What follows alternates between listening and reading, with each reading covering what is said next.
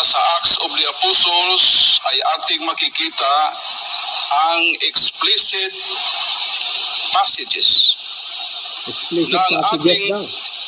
mahal na ina. Mhm. Magkasama si John the Beloved na nanalangin sa pagparito ng Espiritu Santo. Explicit ng passages ating daw. mahal na ina, Mhm. magkasama si John the Beloved na nanalangin sa pagparito ng Espiritu Santo.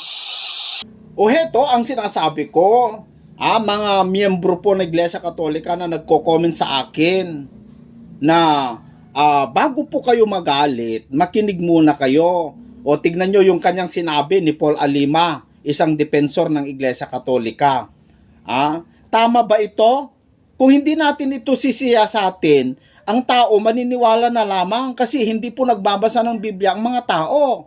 Kaya wag muna kayong magalit. Kung ayaw po ninyo akong pakinggan, ayaw po ninyo akong paniwalaan, wala akong pakialam. Kasi yung sinabi niya na si Maria daw at saka si Juan the Beloved, nagkatulong daw sila para manalangin sa Diyos para bumaba ang Espiritu Santo. O saan mo naman nabasa yan sa Biblia? Tapos pinagmamalaki po ninyo na nag-aral sila ng 10 years. Anong pakialam ko kung nag-aral sila ng 10 years? Wala akong pakialam. Mga kaibigan, ang pinapakialaman ko, yung sinasabi nila o sinasabi niya na si Maria at saka si Juan the Beloved nanalangin sa Diyos para bumaba ang Espiritu Santo. Wala nun. Tinitiyak ko wala nun. Bakit? Basa dito po sa libro ng Juan, kapitulo 14 sa versikulo 16. Pakinggan po ninyo kung sino ang nanalangin para bumaba ang Espiritu Santo. Hindi si Maria, hindi si Juan the Beloved. At ako'y dadalangin sa Ama. Si Kristo ang nagsabi. At kayo'y bibigyan niya ng ibang mang-aaliw upang siyang sumainyo magpakailanman sa makatuwid bagay ang Espiritu ng katotohanan. Meron bang kinalaman ni Maria dyan? Si Kristo ang nanalangin sa Ama upang bumaba o bigyan niya ng mga alagad ng ibang mang-aaliw kasi pumataas na po dyan ang Panginoong Jesucristo.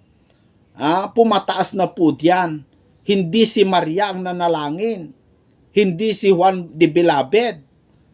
Para matuto kayo. Wag muna kayong magalit muna, mga kaibigan na Katoliko.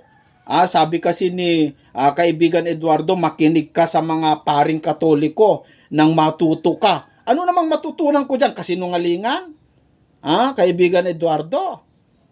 Kasinungalingan, katarantaduhan, aral, unawa, paggawa, pagsamba, pagluhod ng mga ribulto. Yan ba gusto mong matutunan ko sa kanila? Ikaw na lang ang sumunod.